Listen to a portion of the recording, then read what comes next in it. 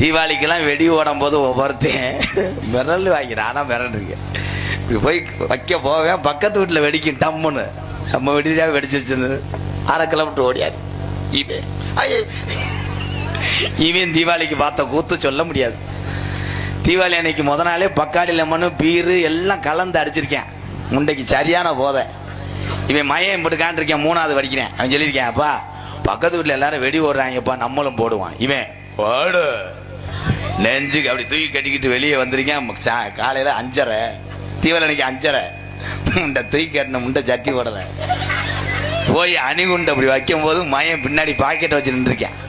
ஏப்பா இதுக்குள்ள ஒரு வெடி இருக்குப்பான்றியான். இவன் சொன்னான், இவன் போதையில அதை நீ வச்சு விட்றான்றியான். இவன் தோதா காலை இழிக்க வச்சு விட்டேன்.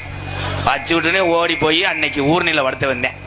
இன்னும் அந்த பொண்ணு ஆனா வெடி மருந்து பொல்லா போயது. என்ன 3 வருஷம் ஆகும் ஆடுறதுக்கு.